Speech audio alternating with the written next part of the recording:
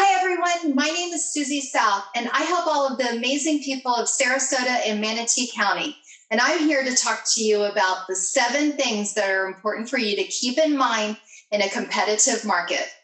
Number 1, please have a conversation with a lender and make sure that you have a pre-approval letter or a proof of funds. A pre-approval letter is something that a lender will go through, check your credit, and also how much you're able to afford when you start looking for a home.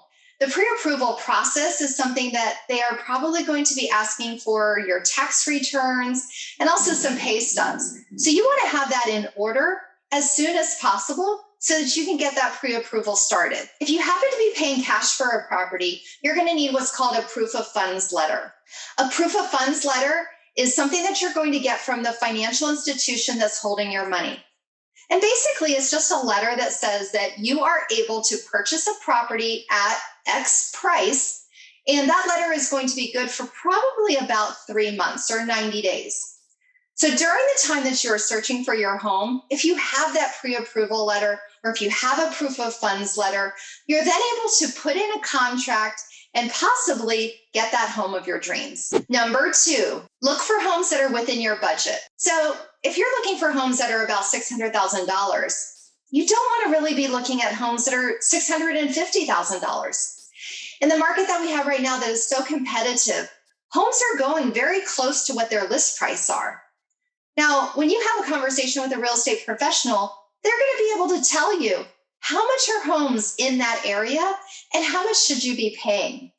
So if there is a home that is overpriced, yes, you should definitely be aware of that. And that may be a home worth putting in an offer. But what you don't want to be doing is looking at homes that are very well going to sell at $650,000 when your max budget is going to be $50,000 less than that. What happens with that is it just crushes our dreams. We as real estate professionals want to be able to guide you through that process and make sure that you're looking at homes that even when you go to put in the offer, you still are going to be within your budget. Number 3, if you happen to be borrowing money, keep in mind there are some things that you want to make sure that you follow the guidelines of the state and also of the lender. So have a conversation with your lender and make sure that you stay within those guidelines. For example, it may be that you're going to need to have what's called a gift letter. So let me explain a gift letter.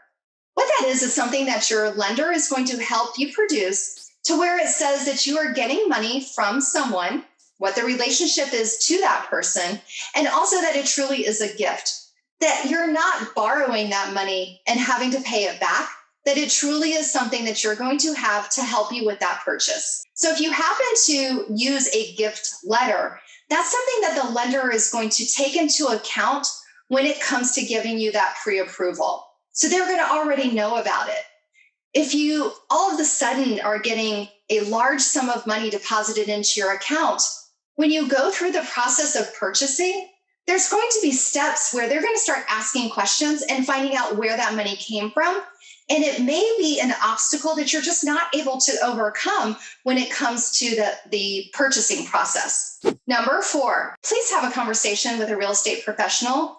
Yes, I may be a little biased to this particular one, but I want you to have all of the information that you need to make the decision on the next purchase.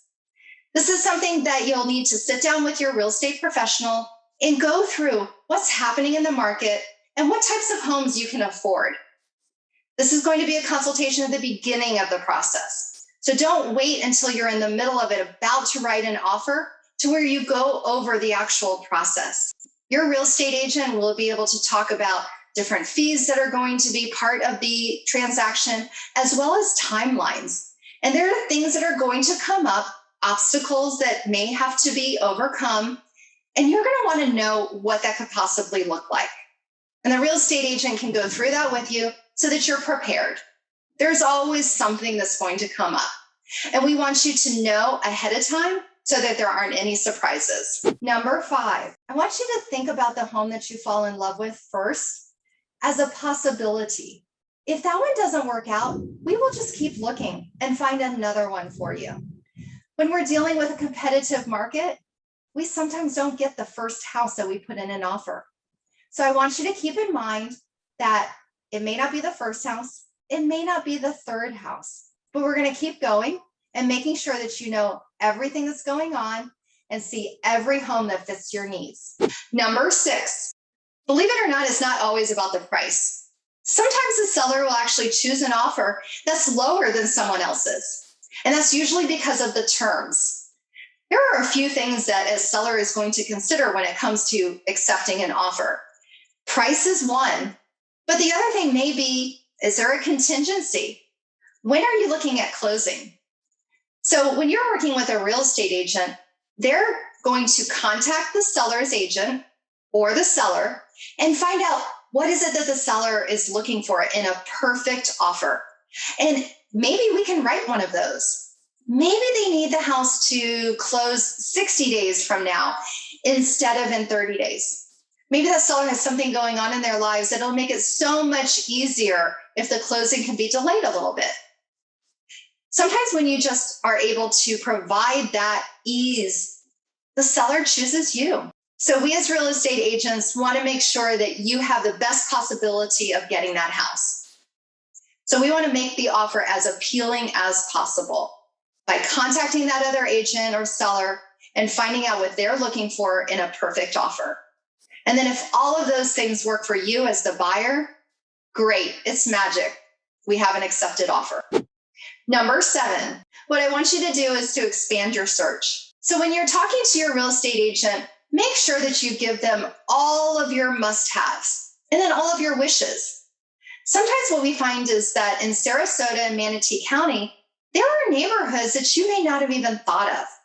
So we as agents are driving through these neighborhoods and seeing homes all the time.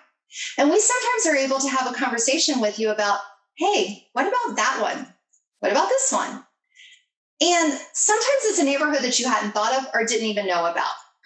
So if you have an open mind and are open to expanding your search, you may end up in an area that you really just didn't even think about. So I encourage you to have an open mind and think of areas outside of your first choice. Thank you so much for joining me today. My name is Suzy South, and I hope that you have a fabulous day. And if you have any questions, please be sure to make a comment, send me a message. I'm happy to help. Bye for now.